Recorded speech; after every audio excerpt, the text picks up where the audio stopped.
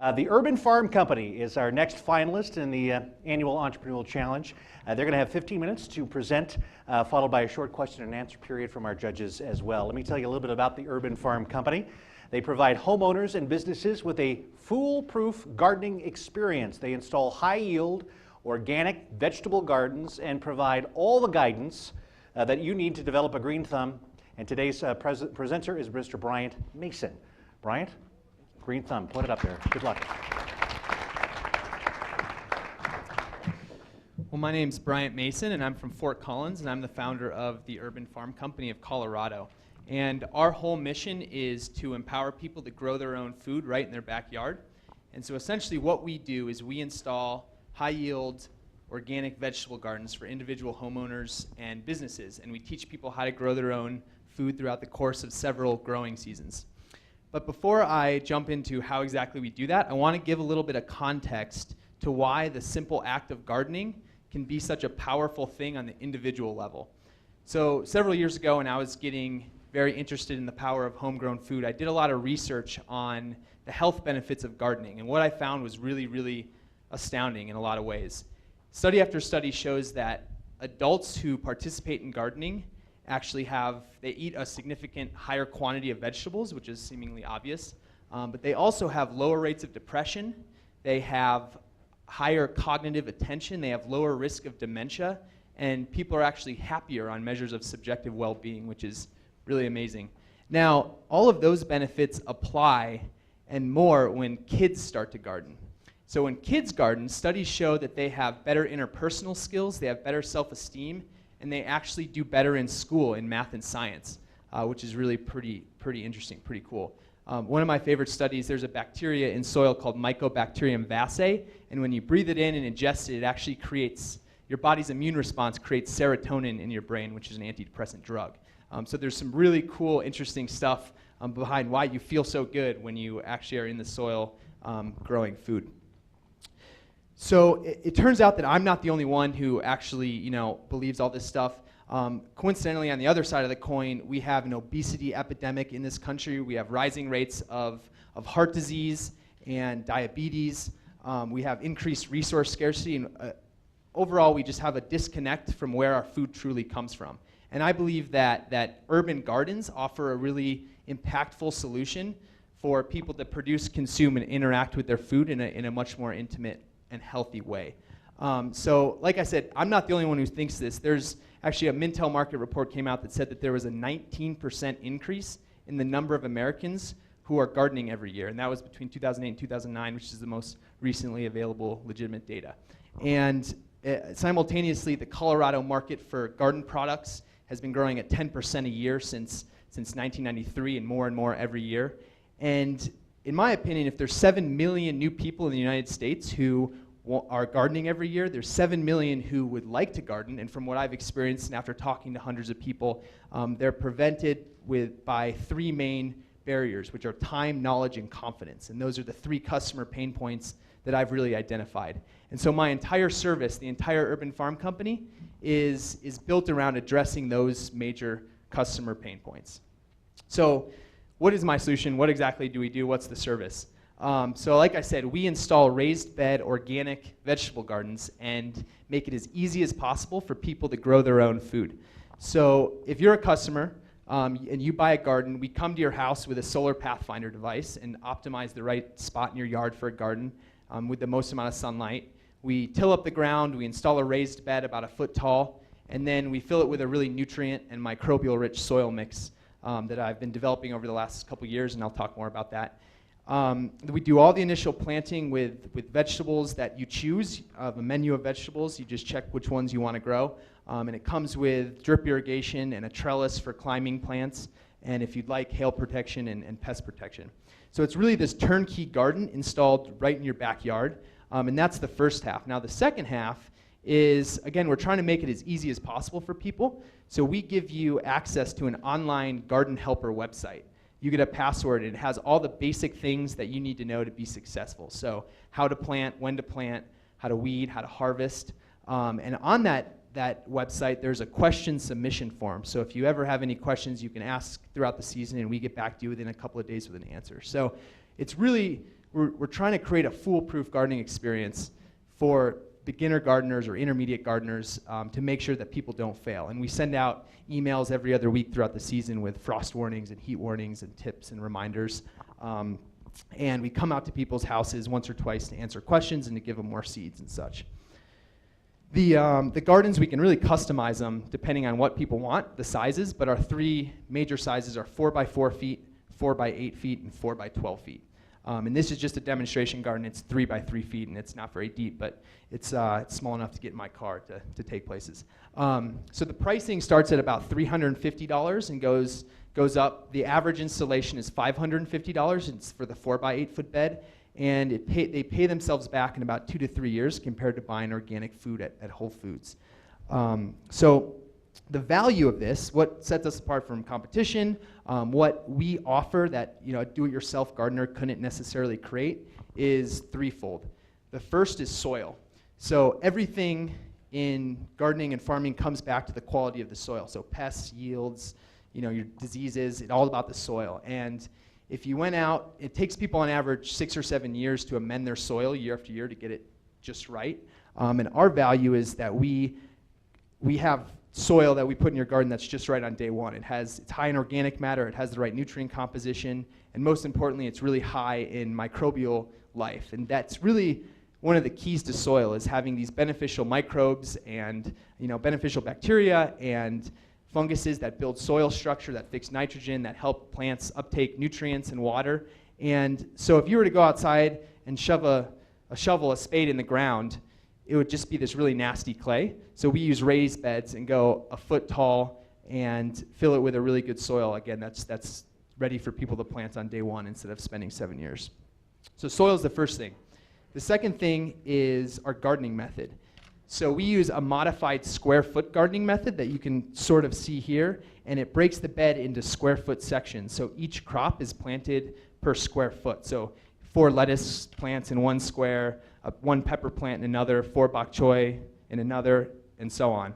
And the reason for that is, one, is it's really, really easy and manageable for new gardeners. You don't have to worry about spacing and all this other stuff. And the second, more important reason is it's really, really space efficient.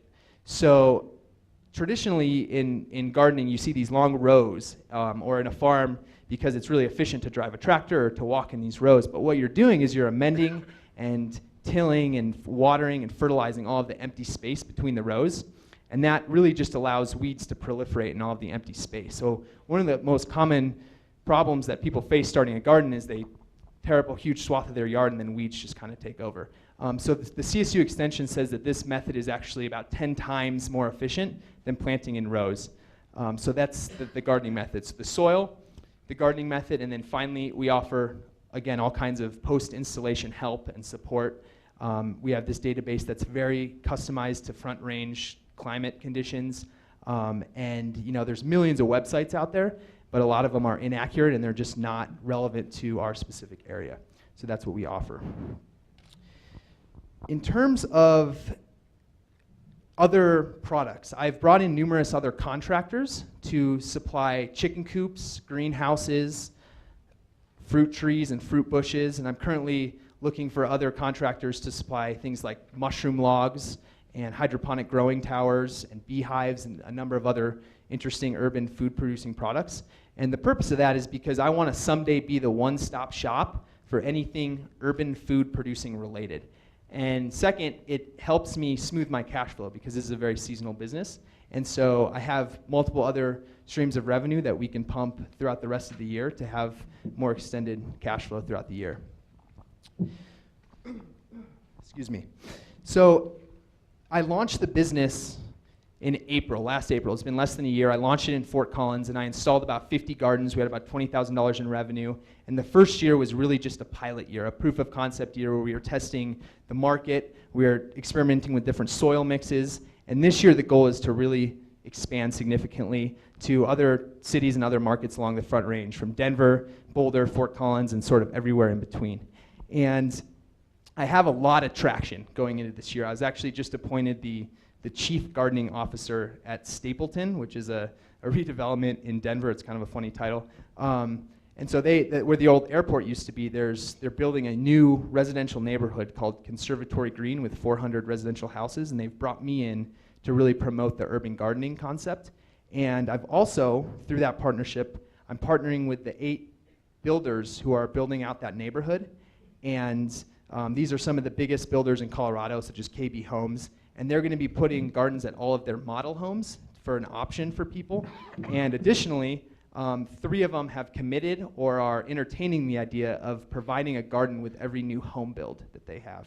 So really interesting partnerships, a lot of movement. Our schedule is filled with garden installations through March and halfway into April, and we have a lot of momentum going into this year. Now, in terms of the scalability of the business, and this is where I get excited, the goal of this business is to franchise it to other cities around the United States. And so there's thousands of passionate, enthusiastic folks around the US who would love to own a business helping people grow their own food. And so the idea is that the Urban Farm Company of Colorado will someday be the Urban Farm Company of Seattle, of Portland, of New York, of Boston, et cetera. And so this business in Colorado is the prototype for that goal. It's the place where for creative thought and exploration and to really perfect the system behind the business. So when a franchisee buys, the franchise rights, it's not just the brand, it's the website, the back-end database, the garden database, the best marketing materials, the messaging, the soil mix. And the idea is they turn the key and the business does the rest. And it's ironically, what Ray Kroc did so well with McDonald's in changing the way Americans eat. And our goal is to use the same model to push Americans to eat in a healthier and more sustainable way. So that's the long-term vision for what I'm trying to do on a really small scale here. Now that could be game-changing. I mean, the scale behind that could potentially make a dent in our food system. And it's a food system that contributes almost as many greenhouse gas emissions as our entire transportation sector does. It's a food system that contributes indirectly and directly to the vast majority of our $2.7 trillion annual healthcare budget. It's a system that cross-cuts almost all of our most pressing social and environmental issues, from early childhood development to economic development to simply how we interact with each other and our communities 3 times a day. What this business does, the magic, the beauty of this business is that it gives individuals the power to take control of their food and simultaneously address many of these bigger issues in a really fun and taste-driven way. And so that's why I'm here today. I'm here to ask for the $25,000 of prize money to enable me to really expand my business and grow my business to expand the revenue 4 times, about 4 to 5 times in this year alone, going from 50 garden installations to 200 to 300 in this year. And simultaneously, it'll help me position myself as I grow in future years and expand along the Front Range and hopefully to other cities in the US. And honestly, what we'll be using it for is to buy 2 Urban Farm Company trucks. I'll be hiring a few employees and using it as working capital as I make more purchases of materials. And honestly, the biggest bottleneck right now is I just don't have the capacity to meet the growing demand. And what this would allow me to do is install 3 to 4 gardens a day as opposed to just 1, which is happening right now. So this would be absolutely key in expanding my business. I have the traction, I have the customers, I have existing revenue, I have these cool partnerships, I have the business model, and all I need now is $25,000 to really take this to the stars. And it would be a huge impact on my business as we grow. So with that, I just want to say thank you, and I welcome your questions. Thank you, Bryant. It's awesome. We'll get to audience questions in just a few minutes, but judges, we have about 10 or 12 minutes for your questions. Whoever would like to go first. I'll go ahead. So I guess my question is around the logistics associated with the selling and the service. I've asked that kind of repeatedly, but I guess there's kind of hub and spoke and try to get around the market in that. With 2 trucks and a handful of people, given 600 of these and assuming people buy ongoing maintenance agreements, I mean, is that realistic? Have you thought about it? And then really, is that enough money to get this thing to the scale that you really want to? Should you be asking for more money? Right. Thanks. So in terms of the distribution you mentioned, it is hub and spoke. I have kind of materials and soil in a hub of operations in Boulder and a small one in Fort Collins, and we'll service an hour in every direction from that. In terms of 2 trucks, we can do 2 to 4 gardens per day, depending on the size of the garden, the situation in someone's backyard, that kind of thing. And we started installing gardens March 1st. We started already, and it goes all the way through essentially August, because actually a great time to plant a garden is in August, when you can plant all the cold season crops again. So yeah, I mean, I've done the math, and it's very realistic. And in terms of we do, as we get to the scale of more than 200 to 300, I think 200 to 300 is very realistic for this year. For 2014, when we're trying to get 400, 500, that's when I'll either have to use the profit from this year or raise more money in that regard. But for 25,000 right now is pretty much exactly what I need for that kind of scale. Right, my question's related to Brad's. I was thinking about repeat business. Gillette, they don't care about selling razors, they care about selling blades. So you got to do 200, so you got to get 200 new customers this year. You want to do 400, you got to get 400 new customers the next year, and then you got to get 600 new customers. Right.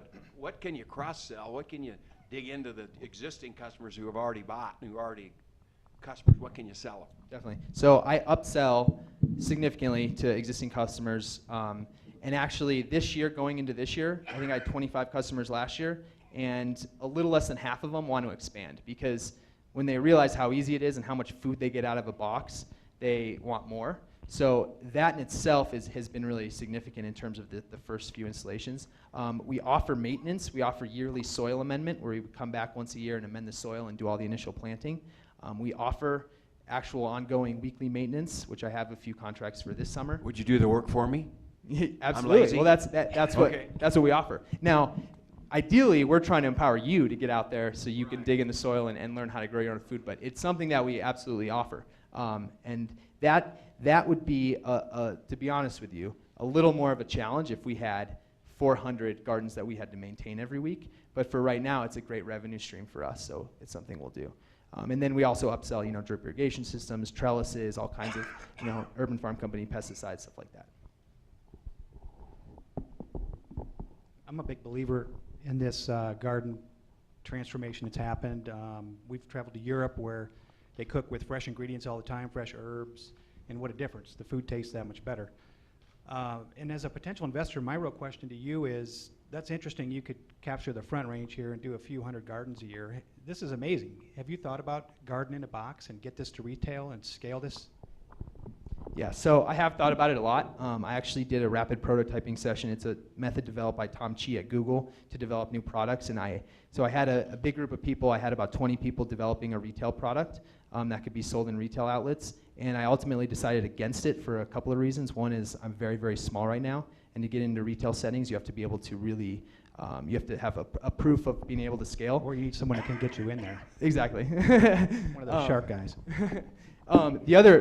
The other thing is there's a lot more cooks in that kitchen. And I think that there's a lot of movement there. And I don't think that, for right now, I'm really focusing on sort of my core competency. And I think that in the business plan, 2014 is when we develop a retail product, or more of a hook product, more of the razor blade, where we sell the raised bed in Home Depot or Whole Foods, and then we come, fill it with soil, they get access to the online garden helper.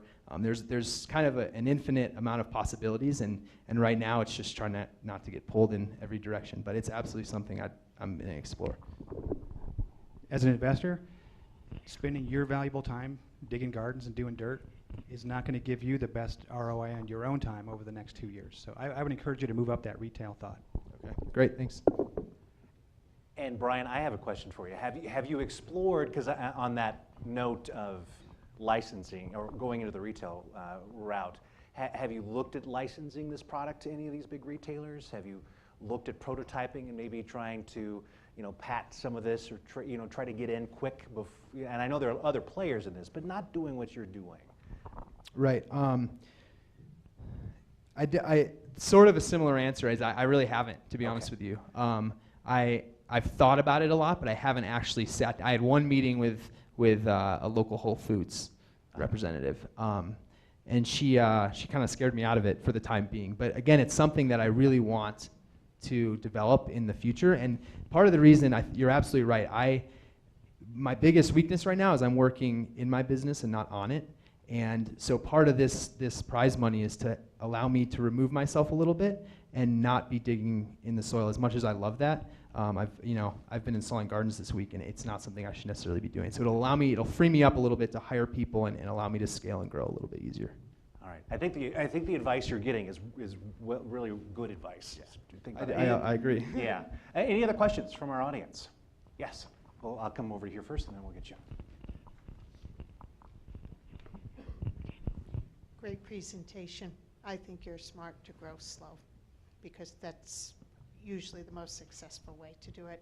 My question is, I'd like you to talk to me a little bit about, it sounds like one of the main things you're selling is the profile of your soil. Do you have an area where you're making this? Where are you getting the ingredients to create this soil? It sounds like that's one of the primary things you're saying. We have a super soil to grow a super garden. So could you just talk about a little bit, without trade secrets, the makeup of your soil and why it's your soil? Sure thing. So I'm going to try to keep it short because I could talk about it for a while.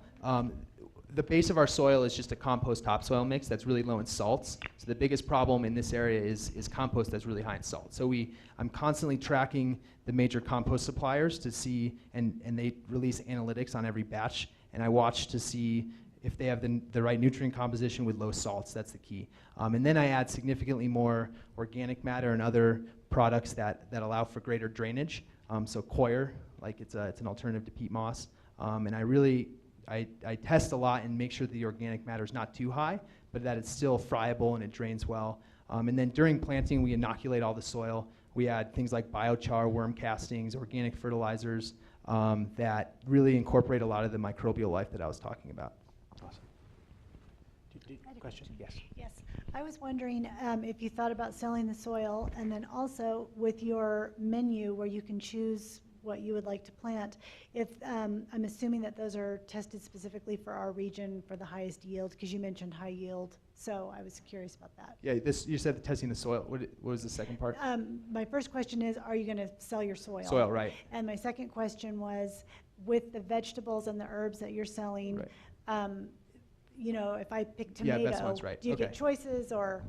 Yep. So the reason I haven't considered selling soil is I'm sourcing from local suppliers who already sell soil, and to make money, to make it work financially, it's hard to compete with the $18 a yard for the big suppliers. And what the market is for is teaching people how to grow food, and that's kind of what I figured out.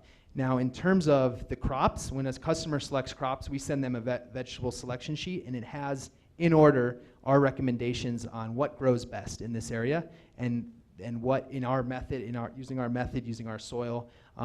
So it's kind of easiest to most difficult to grow using this method. And so you can just choose what's going to do the best. Got it. Question here? Yes.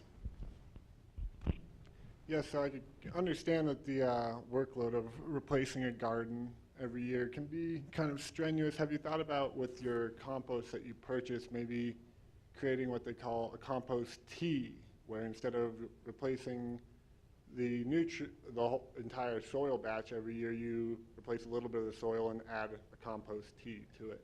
Yeah, so in terms of, because the soil is really good on day one, we only have to add a bit of compost every year and potentially a little bit of fertilizer to amend it. And then this year we're going to use compost tea to do a root dip when we transplant. And also, if people want, again, that's an upsell, is if people want us to come out and add compost tea, it works wonders on yield. So we'll do that in the middle of the season after the plants are established. So yeah, good question. So compost tea is essentially, the easiest way to explain it would be a brew of compost and sugar, and it essentially inoculates the soil with all of the beneficial microbial life, and it also has nutrients in it. So it's this, if to someone who knows soil really well, it's this golden liquid, but it's essentially a gross bucket of liquid that's teeming with microbial life. It's teeming with microbial life. I like that. There's a question on this side of the room, I think. Yes, sir.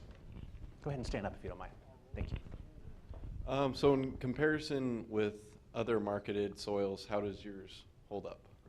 I'm still testing that. Again, this is my first season, and so this year we developed a partnership with a teen rehab organization that helps troubled youth recover from their substance abuse problems, and they're going to be letting us do a lot of our operations in their giant backyard, and we're going to be growing about 10 to 20 experimental gardens to test exactly that, and all of the food's going to be going to the kids in the organization. So from what I've seen so far, it's on par with the bagged soil at Home Depot, but that stuff's expensive. If you set up a 4x8 foot garden that's over a cubic yard of soil, and you do it all in bags, it's a lot of lifting and it's a lot of money for people, and it makes more sense to just have us come in and do the entire thing, and then you get all the help that comes along with it. So, yeah, good question.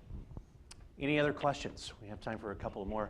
I'll go over here and make my way. And Brian, I'm just curious, what do you have protected now? Your name, process, anything of that nature?